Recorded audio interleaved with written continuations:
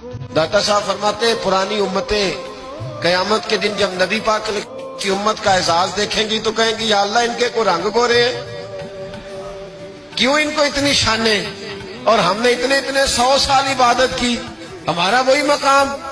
तो रब करीम फरमाएगा चलो आओ एक तजर्बा कर लेते हैं, तजर्बा कर लेते हैं। तो बंदे कहेंगे मौला कर लो। तो रब करीम फरमाएगा महबूब अलैहिस्सलाम की उम्मत के औलिया भी आएंगे, पुरानी उम्मतें भी आएंगी।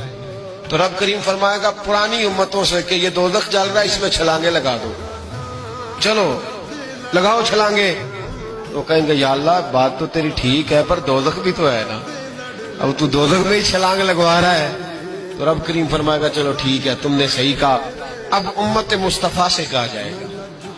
और दाता साहब कहते हैं उम्मत मुस्तफा से भी उम्मत के औलिया से, यानी दाता अली अजमेरी से, यानी गौसे पाक जिलानी से, यानी ख्वाजा अजमेर से, यानी हजरत हिंदुल वली से, यानी हजरत बाउलक नक्शबंद बुखारी से, औलिया से कहा जाएगा। रब करीम फरमाएगा मुझसे प्यार करते हो या अल्लाह करते? फरमाया चलो मेरी खातिर दोज़ख में छलांगे लगा दो, आग जल रही है लगाओ छलांगे। जब वो लोग छलांग लगा के अंदर जाएंगे ना, तो जिस तरह हजरत इब्राहिम गए तो आग में थे पर अंदर गए थे तो गुलजार बनी हुई थी। जब अंदर जाएंगे तो गुलजार होगी, ठंडी होगी, जन्नत होगी। नजर कुछ आ रहा था, अंदर गए तो कुछ। अब रब करीम उनसे पूछेगा बताओ इनका दर्जा बनता है कि नहीं बनता?